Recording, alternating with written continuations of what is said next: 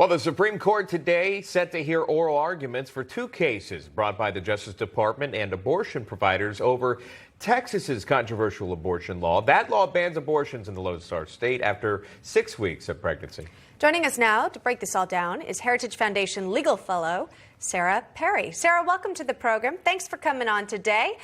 If we've been following along, the High Court twice refused to block Texas's abortion law, despite some efforts, as we know, from the Biden administration, the DOJ as well. What do you think today's arguments might accomplish?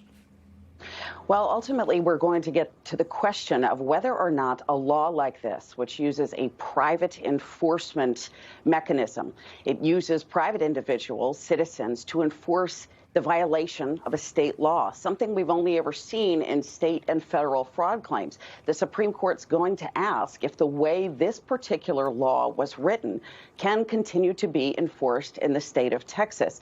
The United States has sued the state of Texas in a related lawsuit, and they are bringing suit on behalf of women in Texas who want to seek an abortion. And the question there is whether or not the United States has standing to enforce the rights of those Texas women to have an abortion. So two cases very closely related on the same act, the Texas Heartbeat Act, but on two different procedural questions. We're unlikely to see the Supreme Court take up the issue of the constitutionality of abortion because next month's oral arguments in Dobbs versus Jackson Hole Women's Health is going to be when the Supreme Court actually has the chance to answer that question.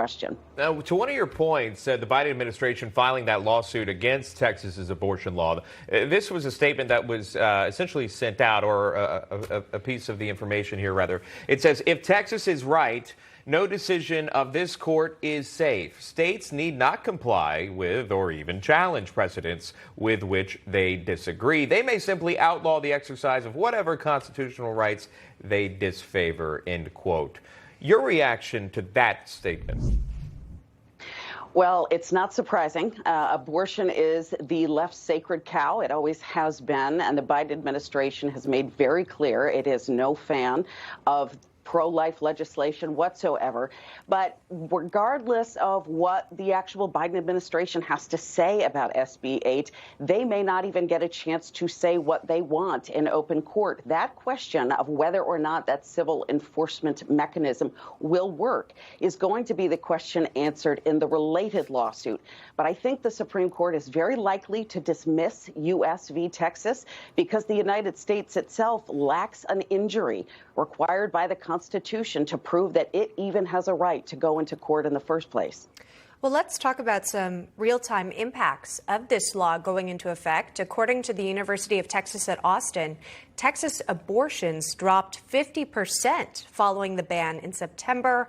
Last September, there were more than 4,300 abortions in Texas. And this September, the Lone Star State saw just over 2,100. Sarah, what do you make of these numbers? Do you attribute it to the law being in place, again, that 6-week or heartbeat detection ban? Do you think women are seeking other measures in other states? What do you make of these numbers that we're getting? Well, we also have data that indicates 150 unborn lives are being saved per day.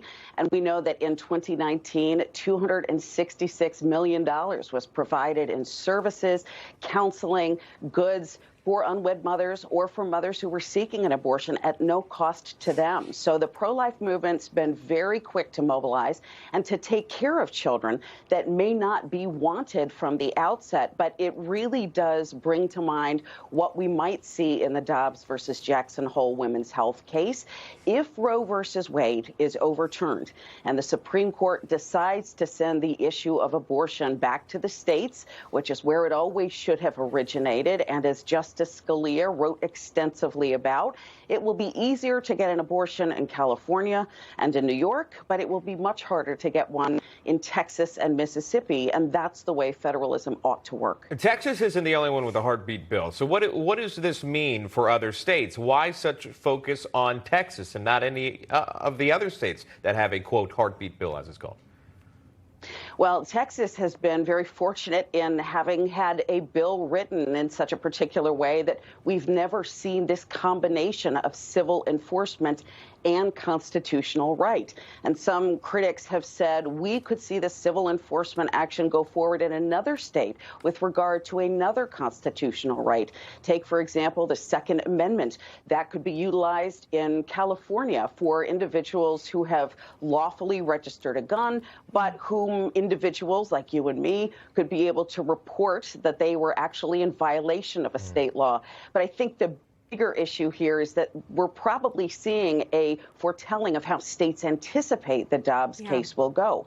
If Roe versus Wade is overturned and abortion goes back to the states, these states want to be prepared with their own laws on how to regulate abortion. Again, that's going to be on December 1st. We've got this one today, though. Sarah Perry, we've got the music playing us out. Thank you very much for weighing in on this case. Thank you. Thanks for watching the Heritage Foundation's YouTube channel. With more than 500,000 members, we are the nation's largest conservative research and education institution. We believe the principles and ideas of the American founding are worth conserving and renewing. Please help us further our mission by subscribing to this channel and sharing our videos with your family and friends.